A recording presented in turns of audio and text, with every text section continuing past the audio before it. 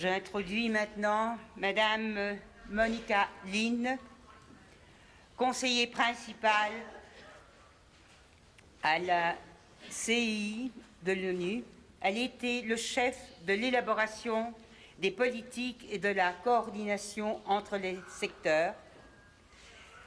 Elle est responsable de UNECE pour l'environnement en Europe et pour le développement durable. Au cours de sa carrière, elle a occupé différentes positions au sein de la Commission de la Communauté économique européenne, avec un accent particulier sur les politiques du développement durable. Madame Monika Linn, s'il vous plaît.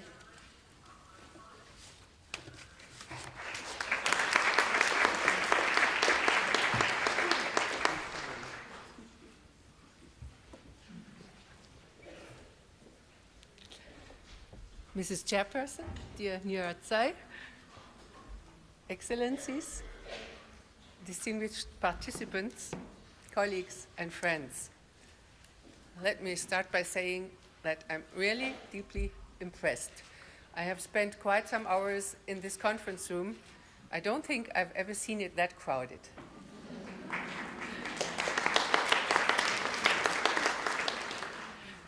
And I think I would like to congratulate the organizers of this important meeting for this fantastic mobilization effort.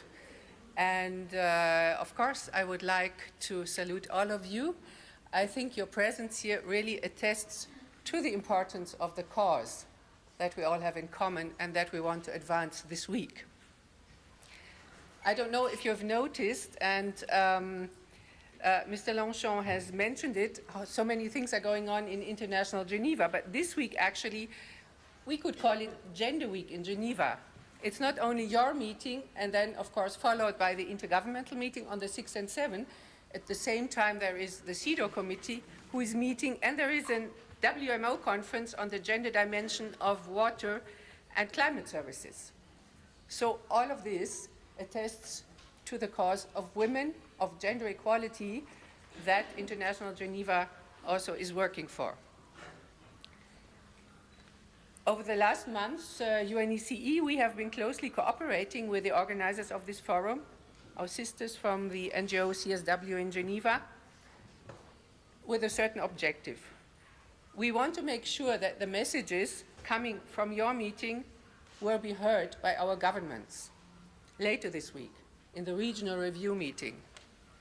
And not only that they will be heard, but that they will be discussed, that you have a chance to bring them to our governments and to enter into a discussion with them, so that in the end your messages become an integral part of the conclusions and recommendations which we will convey from our region to the international community, to the global process. As you all know, the UNECE region is a very diverse region. All of Europe, Central Asia, North America, and there have been fundamental changes, political, social, and economic, over the past 3 decades. The situation of women and girls in our region is equally diverse. The changes in the region have affected the approaches to the promotion of gender equality, the empowerment of women and girls, and their enjoyment of human rights. So what has happened to advance the Beijing Platform of Action, the implementation in our region? In preparation for our regional review meeting, and jointly with UN Women, who are co-hosting the meeting with us, we have asked ECE governments to report on progress in the implementation of the Beijing Platform for Action, and 52 out of our 56 member states have responded to this request. Their reports show that progress on gender equality has been made since the Beijing conference.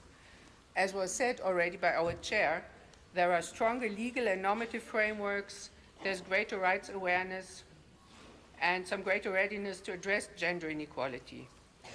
However, the progress is uneven, and in some parts of the region there is even stagnation or reversals of previous gains. Inequalities in the region and within countries are on the rise. Social exclusion of marginalized groups remains a persistent reality, and overall implementation of norms, policies, and measures remains a big challenge for women in all parts of the region. The Beijing conference has certainly created a strong momentum, but as the momentum subsided, progress in legislation and implementation has slowed down.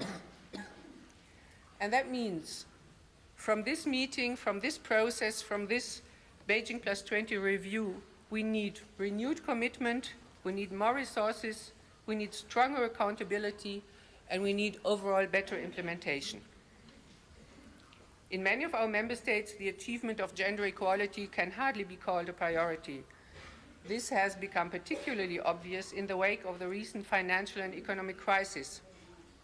Measures to counter the crisis have been gender blind, and in some cases, funding for national and local gender equality institutions and women's organizations have been lowered or stopped. On a more positive note, let's also not forget that some of the most advanced countries in terms of gender equality can be found in our region. And I think we also have some good examples to share within the region and also at the global level. Our analysis of the country report shows that the main priorities in our region over the last 2 decades have pretty much remained the same. They are still paramount, and they are valid across all the various sub-regions.